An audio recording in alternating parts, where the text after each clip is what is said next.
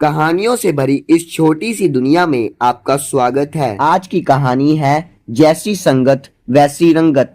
इस पर महान कवि शेक्सपियर जी ने भी लिखा है, if you stay with good people you will become good, but if you stay with bad people you will become bad. तो आइए शुरू करते हैं बिना किसी देरी के साथ।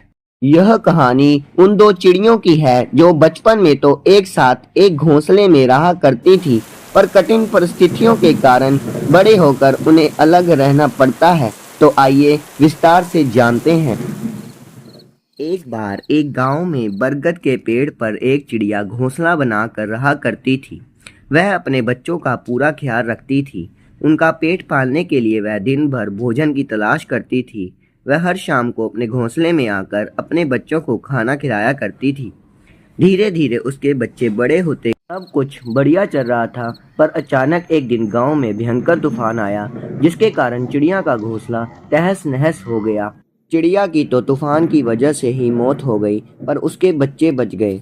उसका एक बच्चा गुफा के पास जाकर गिरा, जहां पर डाकू लोग रहते थे, और दूसरा बच्चा एक आश्रम के पास जाकर गिरा। अब दोनों बच्चे अलग अलग संगति में रहकर बड़े हुए। एक बच्चा ऋषि मुनियों को देखकर बड़ा हुआ, तो दूसरा बच्चा डाकुओं को देखकर। एक बार शहर का राजा जंगल में शिकार करने आया।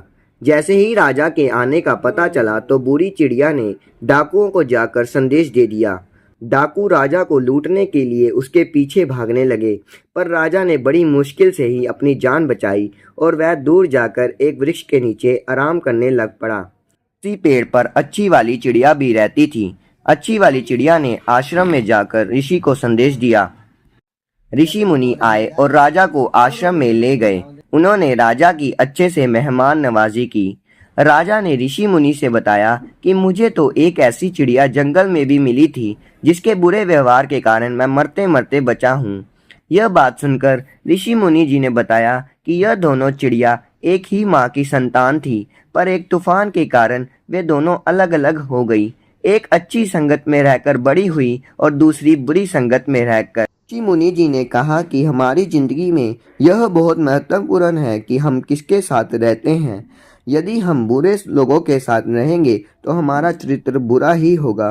यदि हम अच्छे लोगों के साथ रहेंगे तो हमारा चरित्र अच्छा ही होगा।